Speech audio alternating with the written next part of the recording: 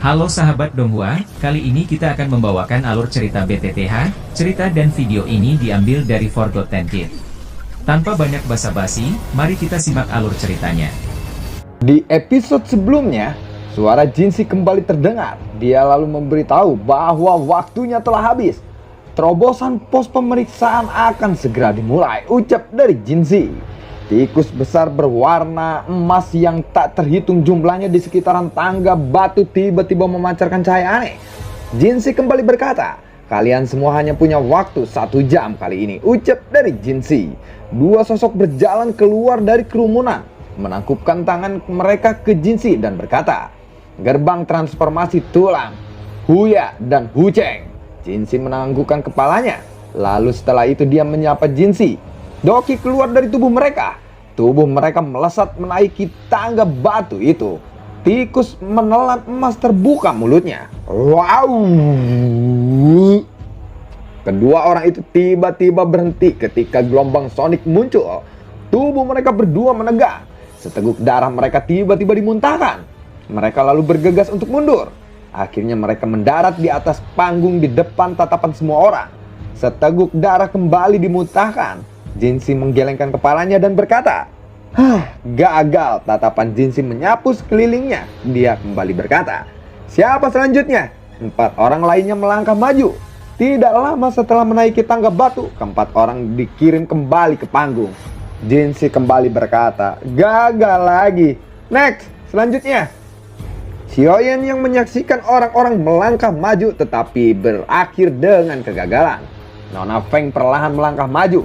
Nona Feng lalu berkata, "Feng King dari Pavilion Angin Petir. Salam tetua Jinsi. Guru menyuruhku untuk mewakilinya," ucap dari Nona Feng King Jinsi lalu berkata, "Sampaikan terima kasihku kepada Li Zuze. Aku akan menuju ke Pavilion Angin Petir untuk menemuinya jika ada kesempatan di masa depan," ucap dari Jinsi. Setelah berbincang sebentar, tatapan Nona Feng King beralih ke tangga batu yang menuju ke puncak gunung. Jinsi lalu berkata, "Silahkan untuk dimulai." Cahaya perak muncul di tubuh Feng King Dia melesat ke arah puncak gunung. Tampaknya gelombang sonik kesulitan untuk mengejar Feng King Suara angin kencang muncul di ujung tangga batu yang jauh. Segera tubuh Feng King melompat dan mendarat di atas batu. Jinsi lalu berkata, Feng King telah berhasil melewati pos pemeriksaan. Feng King adalah orang pertama yang berhasil melewati pos pemeriksaan. Ini menyebabkan orang-orang di bawah menjadi gempar. Xiaoyan tersenyum saat melihat keributan di tempat itu. Xiaoyan lalu menoleh kepada Nalayanran dan berkata, "Ikuti aku akan menuntunmu melewatinya," ucap dari Xiaoyan. Nalayanran pun mengikutinya di belakang. Xiaoyan membawa Nalayanran ke depan. Pada saat ini Tin Ying juga secara kebetulan keluar dari kerumunan. Dia menangkupkan kedua tangannya dan berkata, "Murid Pavilion 10.000 pedang, Tang Yin, salam tetua," ucap dari Tang Yin. Jinsi lalu menganggukkan kepalanya. Tang Yin segera melesat naik ke tangga batu. Jinsi lalu berkata, "Berhasil. Selanjutnya." Sosok kuning bergegas keluar setelah mendengar ini. Dia menangkupkan tangannya ke arah Jinsi dan berkata, "Wang Chen dari Pavilion Musim Semi Kuning." Wang Chen dengan cepat membalikan tubuhnya dan melesat naik. Jinsin berkata, "Berhasil lagi. Selanjutnya." Tatapan Xiaoyan beralih kepada seorang wanita muda berpakaian hijau yang perlahan maju. Secara mengejutkan dia adalah Muking Luan dari Pavilion Bintang Jatuh. Muking Luan berkata kepada Jinsi, "Aku dari Pavilion Bintang Jatuh, Muking Luan, salam tetua Jinsi," ucap dari Muking Luan. Jinsi lalu berkata, "Nona King Luan benar-benar cantik. Saat itu klanmu memintaku untuk menjadi murid Feng Junze." "Sepertinya itu keputusan yang cukup bagus," ucap dari Jinsi. Mendengar itu Xiaoyan bergumam, "Feng Junze," ucap dari Xiaoyan di dalam hatinya. Xiaoyan berniat mencari Feng Junze ketika dia menuju daratan tengah, tetapi dia belum mendengar banyak informasi tentangnya. Xiaoyan lalu kembali bergumam, "Muking Luan ini adalah anggota Pavilion Bintang Jatuh. Jika Feng Junze adalah gurunya, maka Feng Junze kemungkinan adalah seseorang dari Papiliun Bintang Jatuh, ucap dari si Hyoyan dalam hatinya. Sementara pikiran ini berlama-lama di hati Hyoyan, kaki Muking Luan segera melangkah ke tangga batu. Lalu berhasil lagi, ucap dari Jinsi. Selanjutnya, pada saat ini masih ada sekitar 10 orang termasuk Hyoyan dan Nalayanran yang belum maju. Hyoyan lalu menghela nafas setelah melihat bahwa tidak ada yang melangkah maju. Hyoyan dan Nalayanran segera melangkah untuk maju. Hyoyan lalu menangkupkan tangannya ke arah Jinsi. Aku Hyoyan, salam tetua Jinsi, ucap dari Hyoyan. Jinsi lalu berkata, Hyoyan? Ya. Kekuatan gelombang akan meningkat mengikuti jumlah orang yang naik. Apakah kamu yakin ingin membawa orang lain? Tanya dari Jinsi. Nalayanran di belakang Hyoyan lalu berbisik, kenapa kamu tidak naik sendiri? Membawaku hanya akan menambah bebanmu, ucap dari Nalayanran. Ikuti saja aku, anggap saja itu sebagai hadiah untukmu, ucap dari Hyoyan yang perlahan berjalan ke arah tangga batu. Hadiah untuk guru ya, ucap Nalayanran. Hyoyan perlahan melangkah maju dari tangga. Setelah kaki Hyoyan melangkah ke tangga batu, tikus menelan emas segera membuka mata mereka. Rambut di tubuh mereka berdiri tegak saat gelombang sonik akan ditembakkan. Hyoyan menatap tajam ke tikus menelan emas di sekitar tangga batu. Sesaat kemudian tenggorokannya tiba-tiba mengeluarkan auman rendah, kakinya lalu menginjak tanah. Dengan keras tubuhnya melesat ke arah puncak gunung diikuti oleh Nalayanran. Wah! Nalayanran memegangi tubuh Hyoyan saat gelombang sonik ini tiba. Wajah cantik Nalayanran di belakangnya menjadi sedikit pucat. Nalayanran menahan segala rasa sakit yang ia rasakan dan terus mengikuti Hyoyan. Wow! Hyoyan dan Nalayanran sudah hampir melewati setengah tangga batu. Pada saat ini Doki yang menyelimuti Nalayanran sudah menipis dan perlahan menghilang. Tubuh Nalayanran berhenti. Seteguk darah lalu dimuntahkan oleh Nalayanran. Nalayanran menutup matanya dan berkata, maaf, aku sudah melakukan yang terbaik kali ini.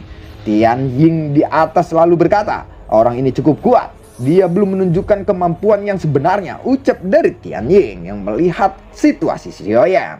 Wang Cheng lalu berkata, kamu benar-benar berpikir terlalu tinggi tentang bocah ini, ucap dari Wang Cheng. Muking Luan berkata, itu tidak benar. Orang ini mungkin masih muda, tetapi ia mampu melarikan diri dari tangan Feng Tian dari Papiliun Angin Petir Utara, ucap dari Muking Luan. Buar! Suara guntur yang tiba-tiba bergema dari tangga batu saat keempat orang itu sedang berbicara. Terlihat Hyoyan sudah berada di belakang Nalayanran. Dia segera memegang pinggangnya. Melihat itu Muking Luan lalu berkata, hah?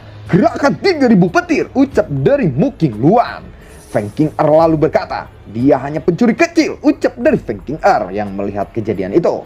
Mendengar itu Muking Luan tertawa dan kembali berkata, hahaha, seorang pencuri kecil seharusnya tidak akan bisa melarikan diri dari tangan kepala Papiliun Angin Petir Utara, ucap dari Muking Luan. Kalau begitu mari kita lihat bagaimana dia akan membawa gadis itu melewati gelombang sonik itu, ucap dari Feng King Er. Sementara itu Hyoyan memeluk pinggang Nalayanran di depan mata semua orang. Nalayanran lalu berkata, kamu seharusnya pergi sendirian. Aku tidak bisa melewati gelombang sonik ini, ucap dari Nalayanran. Hyoyan lalu berkata, gunakan doki yang tersisa untuk menutupi telingamu. Aku akan membantumu melewati gelombang ini, ucap dari Hyoyan. Nalayanran lalu menganggukkan kepalanya. Tikus menelan emas kembali mengeluarkan gelombang sonik. Hyoyan membuka mulutnya dan mengaum. Wow, jadi pak goro-goro anjir. Guntur seperti singa mengaum tiba-tiba muncul di langit. Gelombang suara yang sangat besar melilit seluruh gunung mata surga. Aungan ini bahkan berisi aungan naga yang aneh. Mendengar ini Jinsi lalu berkata, auman naga. Gelombang sonik yang ditembakkan oleh tikus menelan emas pun runtuh seketika. Gelombang sonik para tikus yang datang dari segala arah benar-benar tersebar. Hyoyan terkejut dan berkata, aku belum pernah menemukan manfaat seperti itu selama ini. Selama pertarunganku dengan manusia, aku belum pernah melihat bahwa skill ini sangat berpengaruh. Aura naga ini tampaknya menimbulkan bahaya yang lebih besar dibanding binatang ajaib, ucap dari Hyoyan yang melihat sekelilingnya.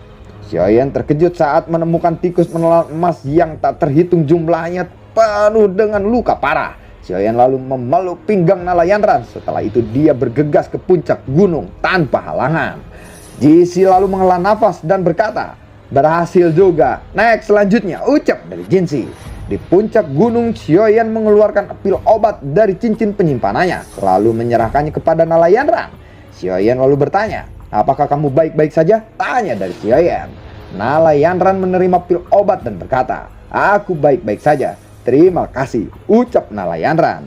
Xiaoyan tersenyum, tatapannya lalu menyapu ke sekelilingnya sebelum berhenti pada Feng Qing'er dan 3 lainnya. Tang Yin lalu berkata kepada Xiaoyan, "Selamat."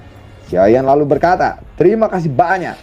Sementara itu, Mu Qingluan berkata kepada Feng Qing'er, "Aku ingin tahu apakah keberuntungan akan kembali padamu di tantangan selanjutnya," ucap dari Mu Qingluan.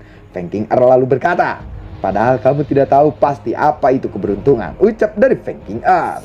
Melihat itu, Xiaoyan terkejut saat melihat keduanya bentrok. Xiaoyan lalu bertanya kepada Mu Qingluan, "Nona Mu, bolehkah aku berbicara 4 mata denganmu?" ucap dari Xiaoyan. Mu Qingluan menganggukkan kepalanya. Dia segera melayang ke suatu sisi. Xiaoyan berkata kepada Nalayanran, "Jangan kemana-mana, tunggu di sini," ucap dari Xiaoyan. Setelah itu Xiaoyan bergegas pergi dan mendarat di samping Mu Qingluan. Mu Qingluan lalu bertanya, "Ada apa? Sepertinya ada yang mau kamu bicarakan," ucap dari Mu Qingluan. Xiaoyan lalu berkata, "Aku ingin bertanya, apakah Feng Jungjie adalah guru nonamu?" tanya dari Xiaoyan. Oh, mendengar itu dia lalu menjawab, "Iya, memangnya ada apa?" tanya dari Mu Qingluan. Mendengar itu Xiaoyan lalu bertanya, "Kalau begitu apakah nonamu tahu keberadaan tentang tetua Feng Jungjie?" tanya dari Xiaoyan. "Siapa kamu sebenarnya? Kenapa kamu mencari guru?" tanya dari Mu Qingluan. Aku adalah murid dari teman lama Feng Jungjie. Atas perintah dari guruku, aku datang untuk mencari Feng Jungjie," ucap dari Xiaoyan. "Teman lama yang mana?" tanya dari Mu Qingluan. Xiaoyan lalu berkata, "Nona Feng akan tahu nanti. Tidak enak jika membicarakannya sekarang," ucap dari Xiaoyan. "Guru suka berpergian, sulit untuk bertemu dengannya. Tapi jika kamu benar-benar ingin mencarinya, kamu bisa pergi ke Paviliun Angin Petir Timur 3 bulan dari sekarang," ucap dari Mu Qingluan.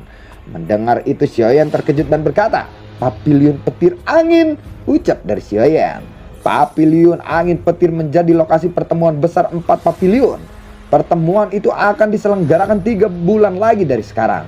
Guru juga akan pergi ke sana, ucap dari Mu Qingluan. 3 bulan lagi ya? Kalau begitu terima kasih atas informasinya Nona Feng, ucap dari Xiaoyan. "Kamu tidak benar-benar berencana untuk menuju ke sana, bukan?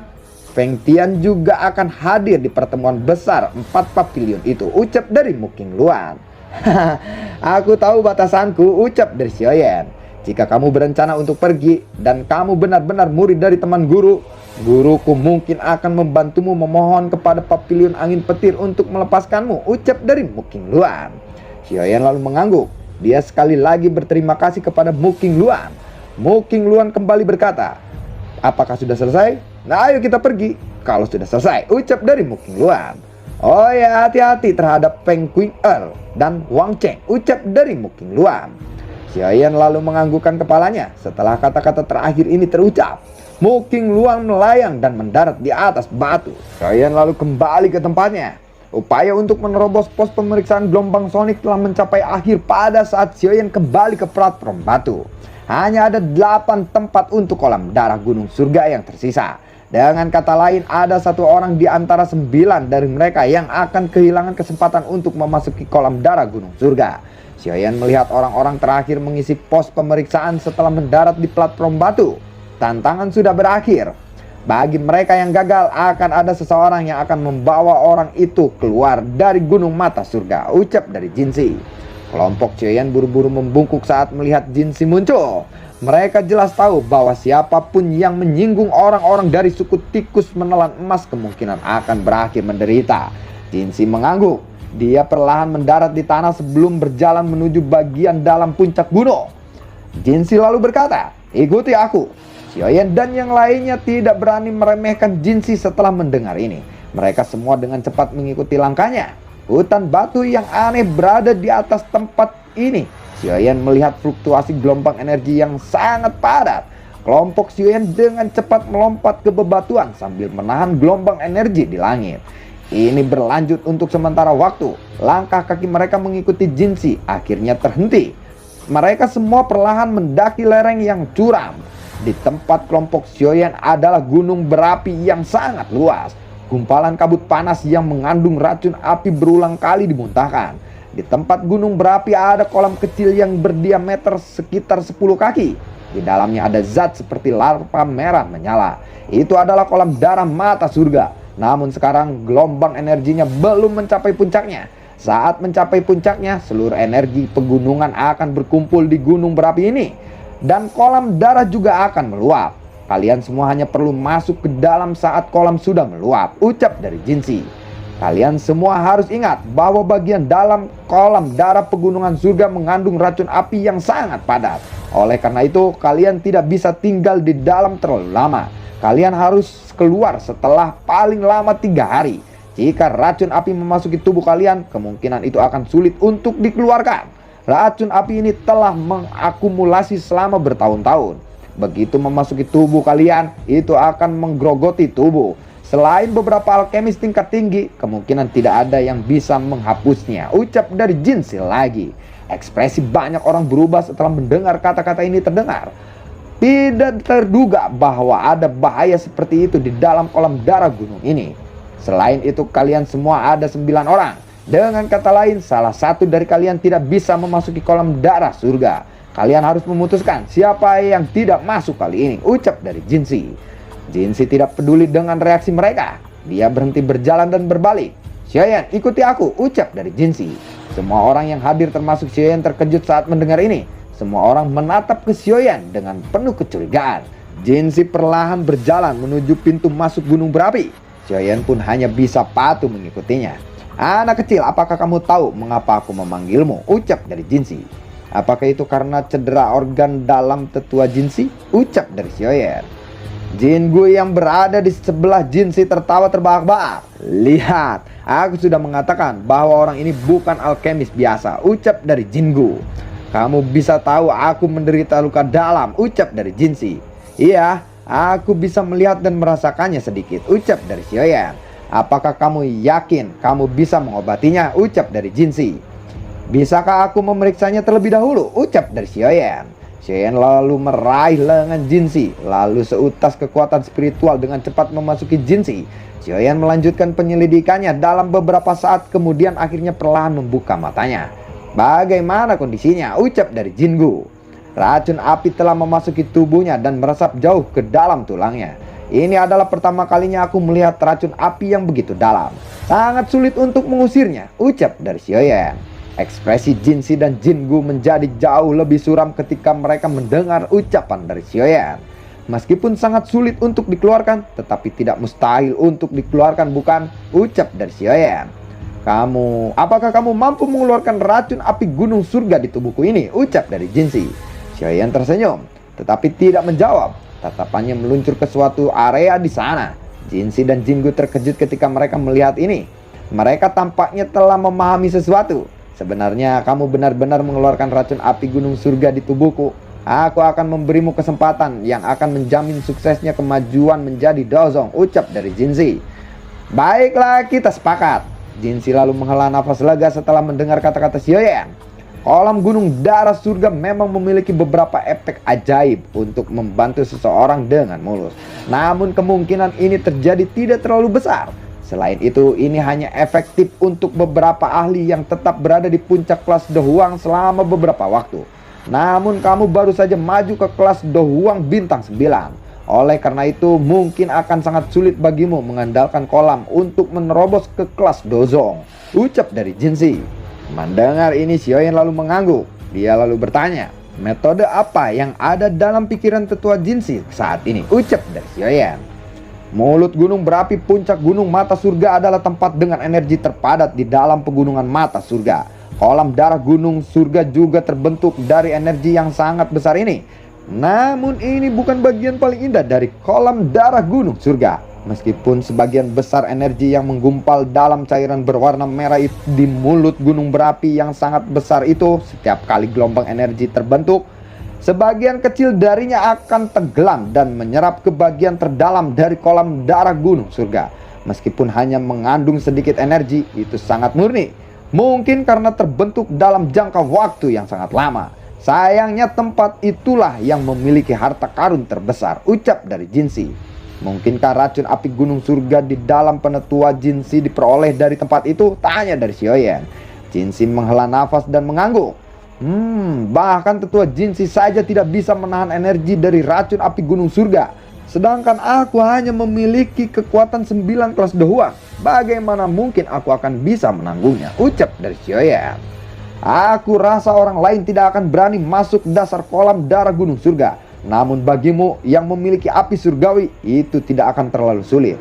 Meskipun racun api gunung surga sangat berbahaya, aku rasa itu masih tidak akan mampu berurusan dengan api surgawimu, ucap dari Jinsi. Xiaoyan terkejut mendengar ini. Sejak dia memasuki gunung mata surga, dia tidak pernah mengungkapkan soal api surgawi. Bagaimana mungkin Jinsi tahu bahwa dia memilikinya? Hidung suku ular menelan emas sangat tajam. Kami juga memiliki kemampuan yang bisa merasakan energi dalam tubuh seseorang. Ini bukan pertama kalinya aku merasakan api surgawi. Dan wajar saja jika aku menyadari aroma menakutkan dari api surgawi, ucap dari Jinsi. Apakah tetua Jinsi berminat membantuku menuju ke dasar kolam darah gunung surga dan meminjamkan energi di sana untuk menerobos kelas doang, ucap dari Xiaoyan.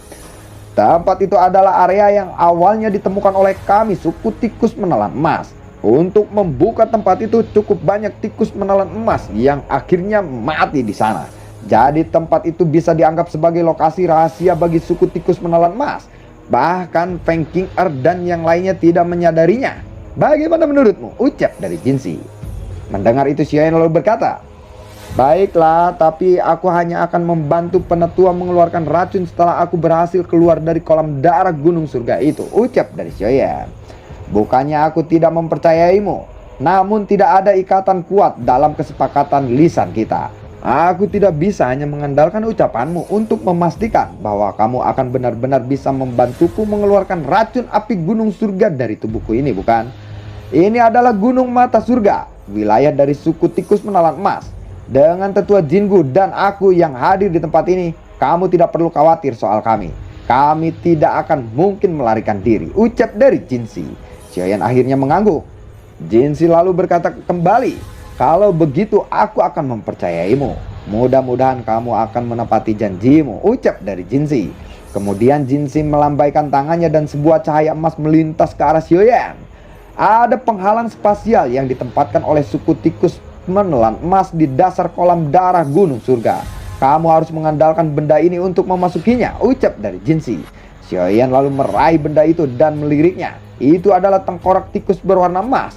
Lalu Xiaoyan mengangguk dan menyimpannya di cincin penyimpanannya. Kalau begitu aku akan berterima kasih pada tetua Jinsi. Jika aku benar-benar bisa menembus kelas Do Huang di tempat ini, kamu bisa menyerahkan perawatan racun api gunung surga di tubuhmu kepadaku, ucap dari Xiaoyan. Mendengar itu Jinsi lalu berkata, baiklah, yang terpenting sekarang kamu harus kembali dulu. Puncak gunung energi akan segera tiba. Pada saat itu kolam darah gunung surga akan terisi dengan cepat. Yang perlu kamu lakukan adalah memasukkannya kepada waktu yang paling tepat, ucap dari Jinsi. Xiaoyan merasa senang saat dia mendengar ini. Dia berdiri dan menangkupkan tangannya ke arah kedua orang itu sebelum berbalik lalu berjalan keluar dari pavilion batu. Akhirnya Xiaoyan kembali dan menuju mulut gua berapi. 8 sosok berdiri di lereng dekat mulut gunung berapi. Seperti yang kalian tahu, di sini hanya ada 8 tempat tersisa. Namun di sini ada 9 orang. Kita harus mengalokasikan tempat berdasarkan tingkat kekuatan orang yang paling lemah. Harus mundur secara sukarela. Bagaimana menurut kalian? Ucap dari seseorang berpakaian putih. Sebenarnya orang ini berniat untuk menyingkirkan Nalayanran dari persaingan ini. Cukup sulit bagiku untuk mencapai tempat ini dengan kekuatanku. Namun karena dia telah membawa aku ke sini dengan banyak kesulitan, jadi tidak mungkin bagiku untuk berhenti di sini. Xiaoyan bisa membantuku berhenti, tetapi kamu tidak bisa, ucap dari Nalayanran. Yang kamu lakukan hanyalah meminjam kekuatan orang lain. Kemampuan apa yang kamu miliki sebenarnya? Kamu sungguh tidak berguna, ucap dari pria berpakaian putih. Nalayandran langsung marah ketika mendengar kata-kata kasar ini dari pria tua berpakaian putih itu. Doki yang kuat dengan cepat keluar dari tubuhnya. Setelah itu api tampak muncul dari matanya.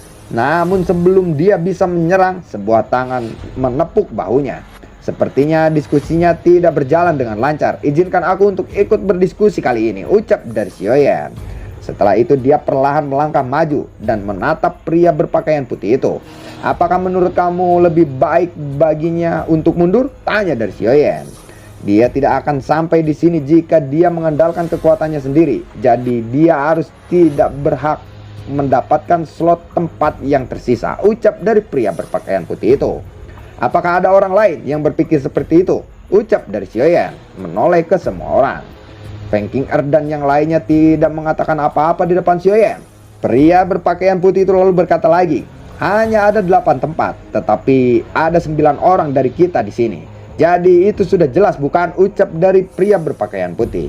Xiaoyan lalu melangkah maju dan tubuhnya tiba-tiba muncul di depan pria berpakaian putih itu. Tubuh pria itu dengan cepat mundur, tetapi Xiaoyan langsung memukulkan tinjunya kepadanya. Buar! Seteguk darah dimuntahkan saat tubuh pria berpakaian putih itu terpental dan bertabrakan dengan batu besar yang hancur berkeping-keping.